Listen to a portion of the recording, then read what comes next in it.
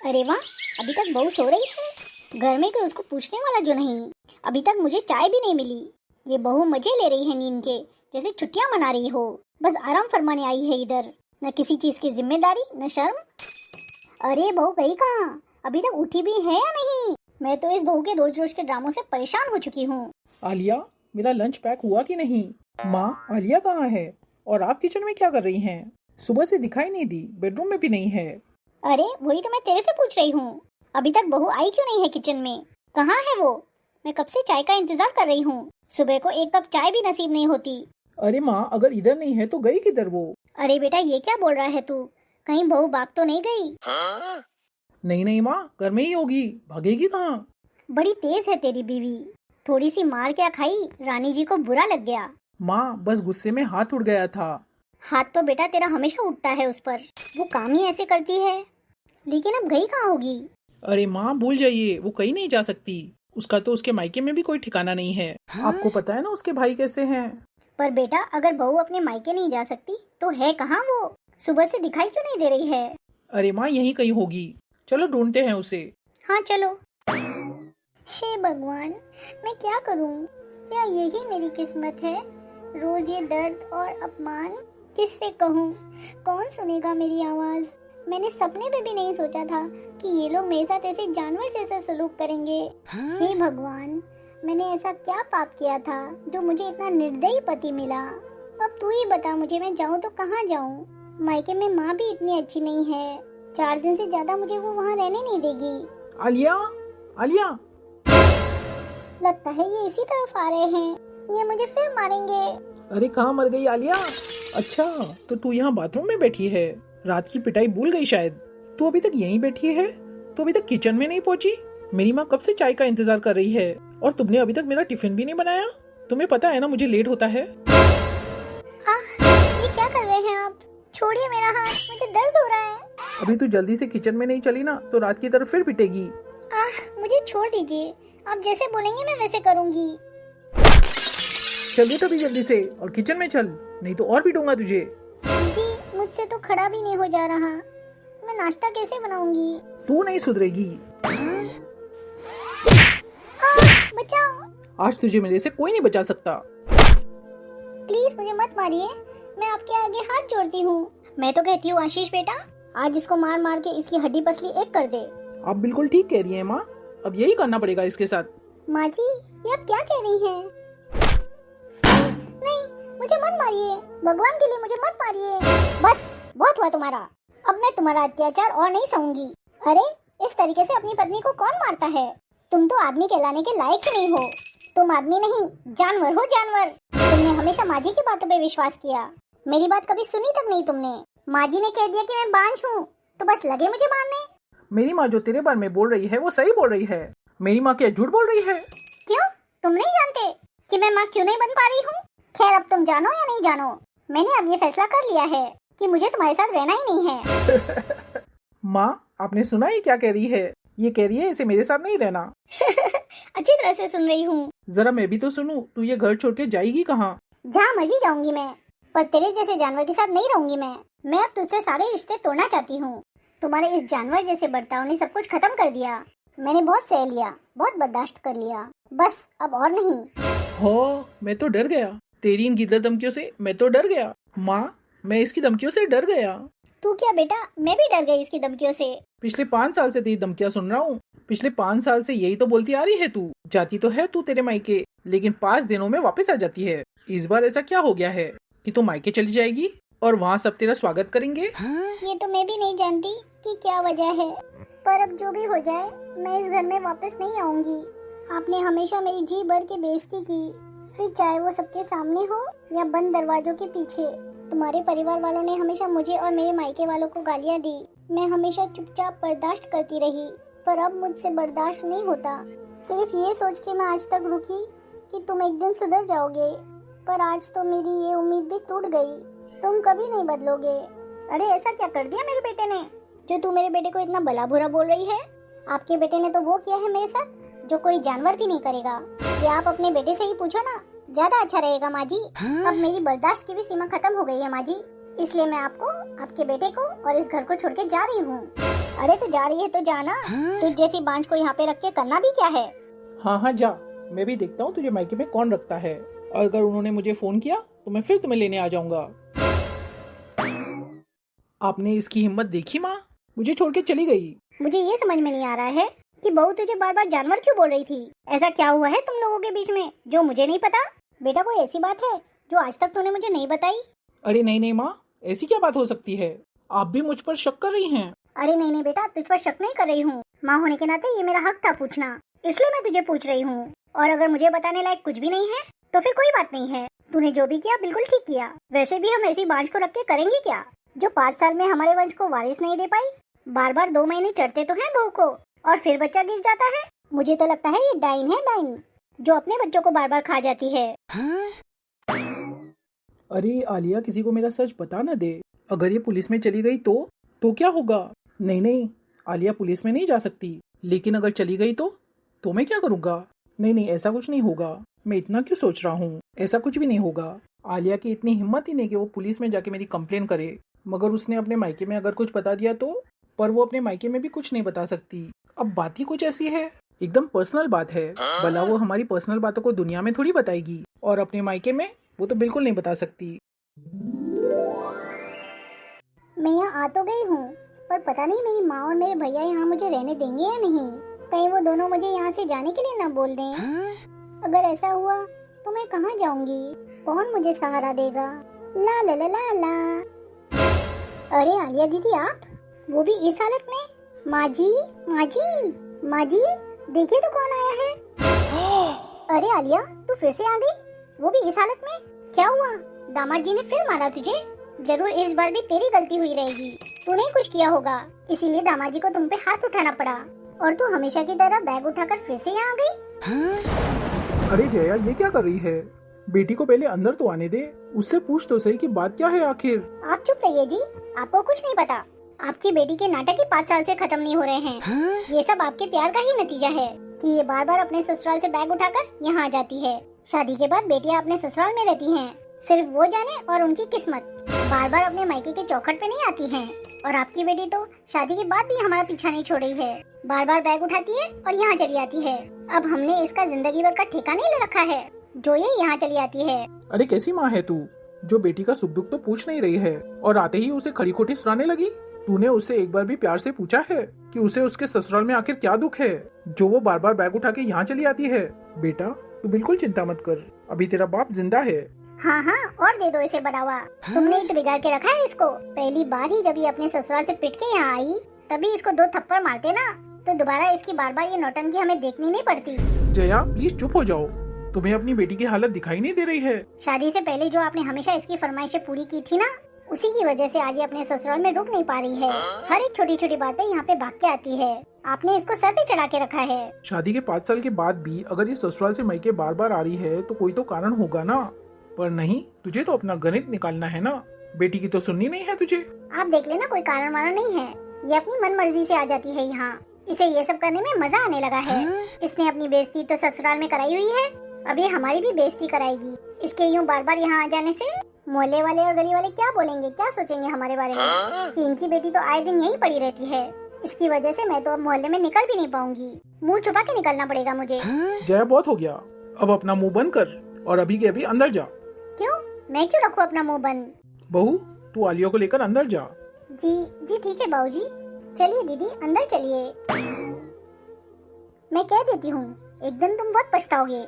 हमेशा अपनी मनमानी करनी है, मेरी तो सुननी नहीं है तुम्हें। तुझे बोला ना तू जा यहाँ से। मेरी बेटी को इस घर में कोई भी समझने को तैयार नहीं है।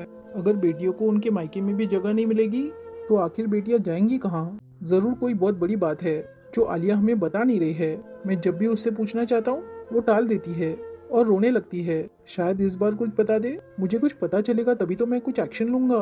अभी पता नहीं बताएगी या नहीं। पहले भी आती थी तो तब कहाँ उसने बताया था। इस बार भी फिर से पूछने की कोशिश करता हूँ, शायद बता दे। अरे अब ऐसे बैठी रहेगी या कुछ बताएगी भी कि आखिर तेरे और दामाद जी के बीच में क्या हुआ है।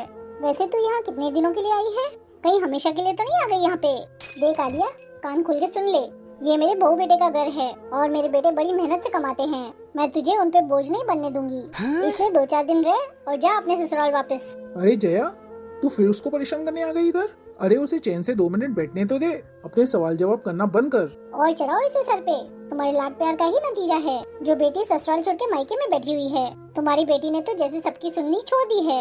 हाँ हाँ ठीक है, मेरी वजह से नहीं सुन रही ना, तो मैं अपनी बेटी को हैंडल कर लूंगा। तू जा यहाँ से। पापा, आप मेरी वजह से माँ से लड़ाई मत करो। तू जब भी इस घर में आती है ना, लड़ाई तो होनी होनी है। मनहूस है मनहूस, किसी की खुशी तुझसे बर्दाश्त नहीं होती। पता नहीं कितने दिन अब रहेगी इस घर में। मेरा तो ये सोच सोच के सिर दर्द हो रहा है। जया, अपनी जबान को लगाम दे। मेरी जबान बंद करने से क्या तुम्हारी लड़की की सच्चाई बदल जाएगी? हे भगवान, इस औरत के सवाल जवाब से मुझे बचाओ। इसे थोड़ा सा दिल भी दे दो भगवान। पता नहीं ये कब अपनी बेटी के दुख को समझेगी। जया, अब तू जा यहाँ से। मुझे अपनी बेटी से अकेले में कुछ बात करनी है। ऐसे नहीं जाऊंगी। पहले इससे पूछो कि यहाँ क्यों आई है। पहले तू यहाँ से जा, तभी तो पूछ पाऊंगा। क्यों? मेरे सामने क्यों नहीं पूछ सकते? कहीं ये तुम्हारी गांव वाली जमीन में से हिस्सा तो नहीं मांगने आ गई? हो ना हो, ये अपना हिस्सा लेने ही आई है। अगर ये अपना हिस्सा लेने नहीं भी आती ना, मैं तब भी इसका हिस्सा इसे देता। मैं भी तो देखूं कि आप इसको इसका हिस्सा कैसे देते हैं। क्यों? तू क्या देखेगी? ये मत भूल कि गांव की जो जमीन है वो पुश्तैनी है, उसमें आलिया का भी हिस्सा है। जी नहीं, लड़कियों का कोई अधिकार नहीं होता। लड़की का हमने ब्याह कर दिया, वो अपने घर की हो गई। मेरे बेटों का अधिकार है उस पे। तो क्या आलिया तेरी बेटी नहीं है? पर मैंने आलिया की शादी कर दी है। शादी करने के बाद क्या आलिया के साथ हमारा कोई संबंध नहीं रहा? क्या उसके साथ हमारे सारे रिश्ते खत्म हो गए? हाँ, कम से कम लड़कियों की शादी करने के बाद तो ऐसा ही होता है। अब आलिया अपने ससुराल में मरे या जिए, हमें इससे कोई फर्क नहीं पड़ना चाहिए। ये तेरी घटिया सोच है, मेरी नहीं है। मैं अपनी बेटी का साथ मरते दम तक नहीं छोड़ूंगा। मैं भी देखती हूँ तुम कब तक इसका साथ देते हो। भगवान के लिए आप लोग चुप हो जाइए। मुझे प्रॉपर्टी में से कोई हिस्सा नहीं चाहिए। माँ, मैं किसी हिस्से के लिए नहीं आई हूँ यहाँ। शुरू से लेकर आज तक आपने मुझे कभी समझने की कोशिश नहीं की। माँ, क्या सचमुच में इतनी बुरी हूँ? अगर ऐसे पति से परेशान होके बेटी अपने मायके नहीं आए तो कहाँ जाए? माँ, क्या मेरे मायके में मुझे समझने वाला कोई नहीं है आज? मेरे मायके में मेरे लिए जरा सी भी जगह नहीं है। तुझे क्या लगता है मैं तेरी इन चिकनी चुपड़ी बातों में आ जाऊंगी? मैं भी दामाद जी से फोन पे बात करती हूँ और उनसे बोलती हूँ कि तुझे आके यहाँ से ले जाए। नहीं नहीं माँ, आप ऐसे नहीं कर सकती मेरे साथ। आप उस आदमी को फोन नहीं करेंगी। माँ, मैं आपके हाथ जोड़ती हूँ। माँ, अगर आपने मुझे उसके साथ भेज दिया तो अब की इस बार मेरी लाश आएगी। माँ, मैं जिंदा नहीं बचूंगी। उस घर में मुझे कोई समझने वाला नहीं है। माँ, मैं बिल्कुल अकेली पड़ गई हूँ। अगर आपने मुझे वहाँ भेजा तो मैं जिंदा लाश बन जाऊंगी। ये सब क्या हो रहा है यहाँ पे?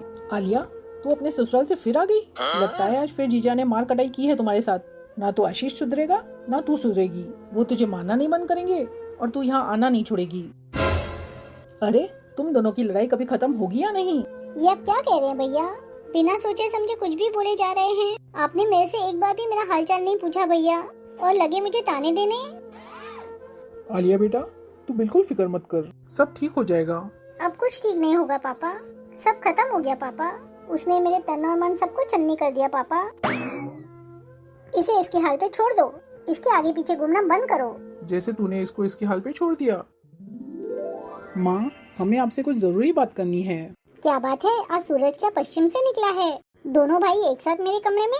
जी माँ, बात ही कुछ ऐसी थी, इसलिए हमें यहाँ आना पड़ा। माँ, आप ये बताइए, ये आलिया यहाँ कितने दिन रहेगी? क्योंकि इस बार आलिया के ससुराल से भी कोई फोन नहीं आया। आलिया को यहाँ आए हुए पूरा 1 हफ्ता हो गया। ये सब तो मुझे भी नहीं पता कि आलिया कितने दिन रहने आई है यहाँ, और वो यहाँ से जितनी जल्दी चली जाए उतना ही अच्छा रहेगा हमारे लिए। मैं ये कतई नहीं चाहती हूँ कि आलिया को भी उसका हिस्सा मिले। चाहते तो हम भी नहीं है माँ, पर हमारे हाथ में थोड़ी कुछ है, और हम चाहते हुए भी कुछ नहीं कर सकते, क्योंकि जमीन तो सारी पापा के नाम पे है। अरे तुम दोनों बिल्कुल चिंता मत करो, जब तक तुम्हारी माँ जिंदा है ना, तब तक तुम्हारा हक मैं किसी को लेने नहीं दूंगी। और मैं अपनी बेटी का हिस्सा उसे दे के रहूंगा। मैं भी देखता हूँ मुझे कौन रोकता है। पापा, अब आप ऐसे तो मत बोलिए। क्यों? इसमें मैंने गलत क्या बोला? और मैं अपने साथ सबूत भी लाया हूँ। ये देखो, मैंने जायदाद के 4 हिस्से कराए हैं, एक एक तुम दोनों भाइयों का, एक मेरा और एक मेरी बेटी का। ये आप क्या बकवास किए जा रहे हैं? क्यों? इसमें बकवास की क्या बात है? देख रही हो ना आप, सारी जिंदगी आपकी सेवा करने का हमें क्या फल मिला है? हमारी अपनी जमीन का 4था हिस्सा। तुम दोनों बिल्कुल चिंता मत करो, जो मेरे हिस्से की जमीन होगी ना, वो मैं तुम दोनों में बांट लूंगी। मेरे हिस्से की जमीन तो जाएगी तुम दोनों को ही, वो अभी ले लो या मेरे मरने के बाद, क्योंकि मुझे तो तुम दोनों के साथ ही रहना है हमेशा। क्यों बेटा, तुम दोनों में से कोई तो मुझे रखेगा ही ना अपने साथ। अरे हाँ हाँ माँ, ये कोई पूछने की बात है? आप हमारे साथ ही रहेंगी। इस घर में एक आप ही तो है माँ जो हमारी फिक्र करती हैं। बाकी तो किसी को हमसे कोई लेना देना ही नहीं है। बिल्कुल सही कहा तुमने। सबसे ज्यादा अन्याय तो तुम दोनों के साथ हो रहा है इस घर में। बस माँ तुम्हारी पिघल के जाती है थोड़ा, दोनों के दोनों मस्का लगाते रहते हो अपनी माँ को। और तुम्हें भी तो तुम्हारी बेटी के अलावा कोई और दिखाई नहीं दे रहा है। अपनी बेटी की खुशी दिखाई दे रही है तुम्हें, अपने बेटों का दुख नहीं दिखाई दे रहा है तुम्हें। अरे हमारा नाम कल को ये हमारे बेटों से ही चलेगा, ना कि बेटियों से। तुझे अपना वंश बढ़ाना है ना तो बढ़ा दे, मुझे सीख मत दे। तुझे अगर तेरा हिस्सा अपने बेटों को देना है तो शौक से दे, मुझे कोई आपत्ति नहीं है। मेरा जो फर्ज था वो मैंने पूरा कर दिया। अब कल को मैं मर भी जाऊँ ना तब भी भगवान से मुझे कोई शिकायत नहीं होगी। इतने दिन हो गए लेकिन फिर भी मेरे अंदरूनी जख्म भरे नहीं हैं। मुझसे तो अभी भी ठीक से चलना नहीं हो रहा और मेरी माँ अब भी चाहती है कि मैं उस जानवर के पास फिर से चली जाऊँ। आलिया दीदी को आखिर हुआ क्या है? इतने दिनों से मैं देख रही हूँ ये ठीक से चल क्यों नहीं पा रही हैं? शादी से पहले जो ये उछलती रहती थी, क्या ये वही आलिया दीदी हैं? और शादी के बाद ऐसा क्या हो गया कि इनके चेहरे की खुशी ऐसे गायब हो गई? पहले तो मुझे लगता था कि शायद ये यहाँ आने के बहाने करती हैं, पर पता नहीं क्यों अब मुझे लग रहा है कि कोई बात तो जरूर है। क्यों ना मैं एक बार आलिया दीदी से बात करने की कोशिश करूं, पर क्या वो मुझे अपनी सारी बातें बताएंगी? पर इतना तो मुझे पता है कि कोई बात जरूर है जिसके कारण आलिया दीदी अंदर ही अंदर घुट रही हैं। आलिया दीदी चलो बाहर चलते हैं, खाना खाने का समय हो गया है, चलिए हमारे साथ खाना खाइए। नहीं नहीं भाभी, मुझे बाहर नहीं जाना है, मैं यही ठीक हूँ, मुझे बाहर की दुनिया अच्छी नहीं लगती भाभी। आलिया दीदी मैं आपसे कुछ पूछना चाहती हूँ। जी भाभी पूछिए। आपकी भाभी होने के नाते नहीं, एक औरत होने के नाते आप मुझे सब अपनी बहन समझ के बताइए। ऐसी क्या बात है दीदी जो आप इतनी गुट कर जी रही हैं इतने दिनों से? नहीं नहीं भाभी, ऐसी कोई बात नहीं है। झूठ मत बोलिए आलिया दीदी, साफ साफ बताइए बात क्या है, शायद मैं आपकी कोई मदद कर सकूं। पर आप ये सब क्यों जानना चाहती हैं भाभी? मैंने तो शादी के पहले आपको कितना परेशान किया है, आप मेरे दुख से क्यों दुखी हो रही हैं? शादी से पहले की बातें भूल जाइए आलिया दीदी, मैं जो अब आपसे पूछ रही हूँ वो बताइए। आपको यहाँ आए हुए 15 दिन हो गए, उसके बाद भी अभी तक आप ठीक से चल क्यों नहीं पा रही हैं? आखिर दिक्कत क्या है आपको, क्या परेशानी है आलिया दीदी, बताइए मुझे। नहीं नहीं भाभी, मैं आपको नहीं बता सकती, बात ही कुछ ऐसी है। इसका मतलब मेरा शक सही निकला, सचमुच कोई बात है? आलिया दीदी संकोच मत कीजिए, अपने दिल की बात मुझे बताइए, आप मुझ पे विश्वास कर सकती हैं। सच में मैं किसी को कुछ नहीं बताऊंगी। आखिर ऐसा क्या हुआ है आपके साथ आलिया दीदी जिससे आपके चेहरे की हंसी छीन गई है? दीदी क्या हो गया दीदी, आपको बुरा लगा क्या? मुझे माफ कर दीजिए, मेरा इरादा आपका दिल दुखाने का बिल्कुल नहीं था। दीदी अगर आपको मुझे कुछ नहीं बताना है तो मत बताइए, पर आप ऐसे रोइए मत, मैं तो बस आपकी मदद करना चाहती थी दीदी, क्योंकि माँ जी आपको अपने ससुराल भेजने की बातें कर रही थी, इसलिए अगर आप मुझे कुछ बता देती तो शायद मैं आपकी कुछ मदद कर पाती। भाभी मुझे उस आदमी के पास वापस मत भेजना, मैं मर जाऊंगी भाभी, लेकिन उसके पास नहीं जाऊंगी फिर से, मुझे उस आदमी की शक्ल से भी नफरत है। दीदी ऐसे आप घबराइए मत, और अगर आप मुझे कुछ बताएंगी नहीं तो मैं आपकी मदद कैसे करूंगी? तो क्या मैं अगर आपको सब कुछ बता दूंगी तो आप मुझे वहाँ जाने से रोक लेंगे? मैं आपसे वादा करती हूँ दीदी, मैं अपनी तरफ से पूरी कोशिश करूंगी कि मैं आपको वहाँ न जाने दूँ। लेकिन भैया आपकी कहाँ सुनेंगे, वो तो मुझे वहाँ भेज ही देंगे ना। दीदी आप अपने भैया की बात मुझ पे छोड़ दीजिए, आपके भैया से मैं खुद बात कर लूंगी, पर पहले आप मुझे ये बताइए कि बात क्या है। तो ठीक है भाभी, आज मैं आपको सारी बातें बताऊंगी, और भाभी मेरा यकीन मानिए मैं यहाँ किसी भी जमीन जायदाद की लालच में नहीं आई हूँ, मुझे मेरा हिस्सा विस्सा कुछ नहीं चाहिए भाभी, मैं तो अपने दुख से ही इतनी परेशान हूँ, मैं क्या किसी का हिस्सा लूंगी? जो आपका है वो आपको मिलना ही चाहिए दीदी, इसलिए हिस्से किसी की तो कोई बात ही नहीं है। मुझे तो बस ये जानना है दीदी कि आखिर आपके साथ ससुराल में ऐसा क्या हुआ जिसने आपके चेहरे की हंसी छीन ली, तभी तो मैं आपकी आगे कुछ मदद कर पाऊंगी। तो ठीक है भाभी सुनिए, मैं आज आपको सारी बात बताती हूँ। वो मेरे पति, वो पति नहीं है, वो भाभी वो आदमी नहीं है, वो जानवर है भाभी, जानवर। उसे मुझसे प्यार नहीं है भाभी, बस उसे मेरे शरीर से प्यार है। वो दिन रात मुझे जानवर की तरह नोचता है भाभी, मुझे बहुत तकलीफ होती है। ये अब क्या कह रही है दीदी? यही सच है भाभी, इसी वजह से मेरे बच्चे भी नहीं हुए, सब मुझे बाँच बाँच के चिढ़ाते हैं। वो कैसे दीदी, मैं कुछ समझी नहीं। आपको पता है भाभी, इन 5 सालों में मेरे 6-7 बच्चे गिर चुके हैं, और वो भी सिर्फ उस जानवर और राक्षस के कारण, क्योंकि वो मेरे साथ उस समय भी जबरदस्ती करता था भाभी, जब मैं माँ बनने वाली थी।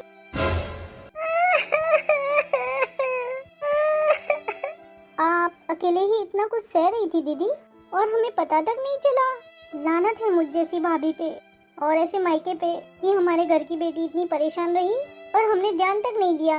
मैं आपके लिए कुछ नहीं कर सकी दीदी, मैं बहुत शर्मिंदा हूँ इसके लिए। नहीं नहीं भाभी, आपको शर्मिंदा होने की जरूरत नहीं है। बस अगर आप मेरे लिए कुछ करना चाहती है ना तो मुझे यहाँ से जाने के लिए मत बोलिए। मैं उस राक्षस के साथ नहीं रह सकती, वो आदमी नहीं है भाभी, जानवर है जानवर। भाभी, मैं इस घर के किसी भी कोने में पड़ी रहूंगी, मैं किसी को बिल्कुल परेशान नहीं करूंगी और घर का सारा काम भी कर लूंगी। जैसे आप बोलोगी ना भाभी, मैं बिल्कुल वैसे ही करूंगी। पर मुझे ससुराल जाने के लिए मत कहना भाभी। अरे अरे दीदी, हिम्मत रखिए, आपको यहाँ से कोई जाने के लिए नहीं कह रहा है। और हाँ दीदी, ये बात बात पे रोना बंद कीजिए, आपको अपने अंदर हिम्मत लानी होगी। अगर आपको यहाँ से कोई जाने के लिए बोलेगा भी ना तो मैं आपको यहाँ से जाने नहीं दूंगी। दीदी, आज के बाद मैं आपकी ढाल बनूंगी, मैं आपकी मदद करूंगी। आप सच कह रही हैं ना भाभी, आप मेरी करेंगी ना मदद?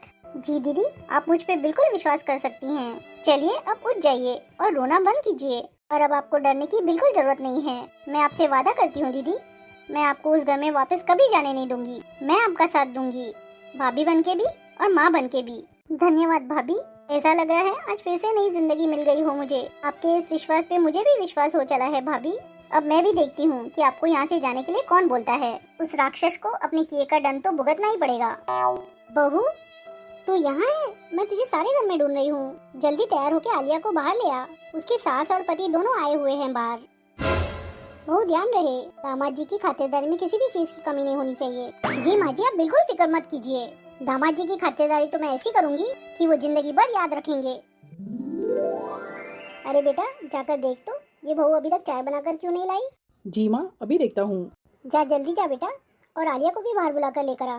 जी ठीक है माँ, अभी बुला के लाता हूँ। समदन जी, लगता है आपकी बेटी को हमारे यहाँ आने की खुशी नहीं हुई।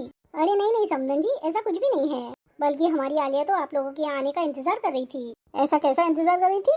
उसने तो इतने दिनों में एक फोन भी नहीं किया। अरे समदन जी, उसके कहने पे ही तो मैंने आपको कल फोन किया था, तभी तो आप यहाँ पे आए हैं। चलो चलो ठीक है समदन जी, पर अपनी बेटी को अच्छे से समझा देना कि ससुराल में कैसे रहा जाता है। ससुराल के तौर तरीके सिखा देना उसे अच्छे से। जी आप बिल्कुल चिंता मत कीजिए, इस बार मैं आलिया को बिल्कुल समझा बुझा के भेजूंगी। आपको शिकायत का एक भी मौका नहीं देगी मेरी बेटी। आलिया के लिए ये सही भी होगा। अरे बहू, कहाँ रह गई? जल्दी से चाय और नाश्ता ले आ। समदन जी और दामाद जी कब से इंतजार कर रहे हैं, और कितना इंतजार कराएगी बहू? क्या बात है समदन जी, पिछले आधे घंटे से आप अपनी बहू को चाय नाश्ते के लिए बोल रही हैं, पर आपकी बहू तो सुन ही नहीं रही है। अरे नहीं नहीं समदन जी, वो क्या है ना, आपकी खातिरदारी का अच्छे से इंतजाम कर रही होगी मेरी बहू। मैंने ही उसको कहा था ना कि आप दोनों की खातिरदारी में बिल्कुल किसी भी चीज की कमी नहीं होनी चाहिए।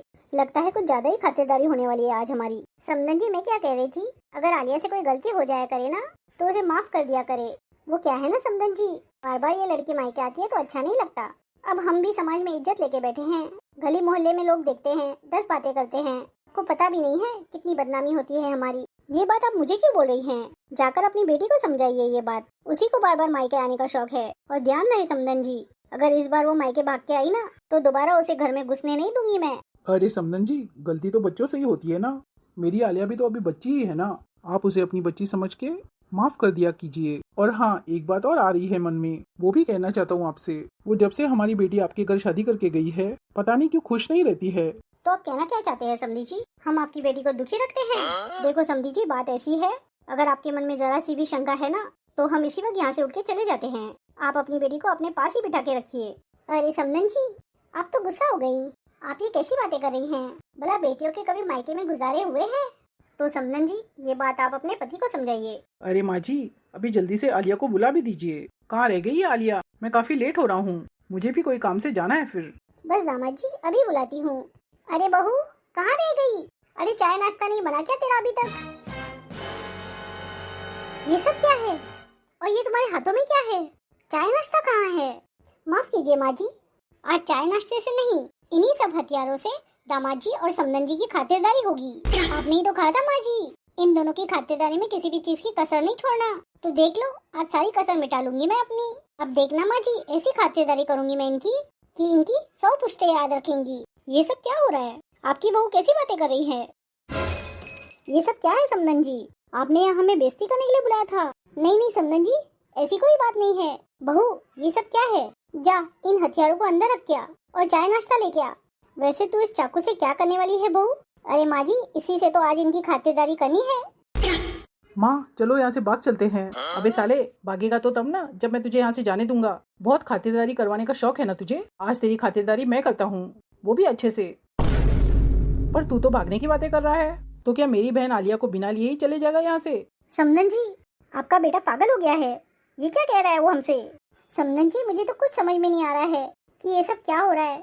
मैं तो इनके रवैये से खुद परेशान हूँ। अरे बहू, कुछ बताएगी मुझे हुआ क्या है? आज मैं इस घटिया इंसान को छोड़ूंगी नहीं। ये तो क्या बोली जा रही है बहू? खबरदार जो मुझे बहू कहा, मैं किसी की बहू नहीं हूँ। मैं उस घर से सारे संबंध तोड़ चुकी हूँ। तो फिर क्या हमें यहाँ बेइज्जती करने के लिए बुलाया है? अरे नहीं नहीं, बेइज्जती करने के लिए नहीं, तुम लोगों की खातिरदारी करने के लिए। आपके लड़के ने आज तक मुझे बहुत इज्जत दी है, तो मैंने सोचा क्यों ना आज थोड़ी इज्जत मैं दे दूं इसे। ये तो क्या बोली जा रही है आलिया? तेरा दिमाग खराब हो गया है। माँ जी, आज आलिया दीदी को बोलने दीजिए। बहू, तू भी आलिया का साथ दे रही है? जी माँ जी, मैं आलिया दीदी का साथ दे रही हूँ। पर बहू, ऐसी क्या बात हुई है, कोई बताएगा मुझे? आखिर तुम सब लोग क्यों समदन जी और दामाद जी के जान के दुश्मन बन बैठे हो? जी ठीक है माँ जी, आप सुनना चाहती है ना, तो सुनिए। क्या इतना सब हो गया मेरी बेटी के साथ और मुझे पता तक नहीं चला? मुझे इन सब के बारे में कुछ नहीं पता, आप मेरा यकीन मानिए। तू बता आशीष, जो मैंने अभी सब कुछ सुना क्या वो सच है? बता नालायक, चुप क्यों है? जी माँ, ये सब सच है। मेरी बहू के साथ इतना सब कुछ हो गया और मुझे पता तक नहीं चला। मैं तो आप सबके सामने माफी मांगने के लायक भी नहीं हूँ। मैं आप लोगों से फिर भी हाथ जोड़ के माफी मांगना चाहती हूँ। पर आपके माफी मांगने से क्या होगा? क्या आलिया दीदी के बीते हुए 5 साल वापस आ जाएंगे? मैं साले इस दरिंदे को नहीं छोड़ूंगा। भैया मुझे मत मारिए, मैं अपने किए पे शर्मिंदा हूँ, मुझे माफ कर दीजिए भैया। अब से आलिया मुझे जैसे बोलेगी मैं वैसे ही करूँगा। आप मेरा यकीन कीजिए भैया, मैं आलिया को कभी परेशान नहीं करूँगा। तेरे जैसा इंसान कभी नहीं सुधर सकता। तू अभी के अभी निकल जा मेरे घर से, नहीं तो बहुत मार खाएगा आज। मुझे तुझ जैसे घटिया और नीच इंसान के साथ नहीं रहना है। अब तो तूने आलिया का फैसला सुन लिया, अब जा सकता है तू यहाँ से। अच्छा है साला खून खराबे से बच गया। मेरी आलिया के साथ इतना कुछ हो गया और मुझे पता तक नहीं चला। कैसी माँ हूँ मैं, धिक्कार है मुझ पे। अच्छा हुआ तुझे आज अपनी गलती का एहसास तो हुआ। आलिया, हम सबने तेरे साथ बहुत गलत किया, हो सके तो हमें माफ कर देना।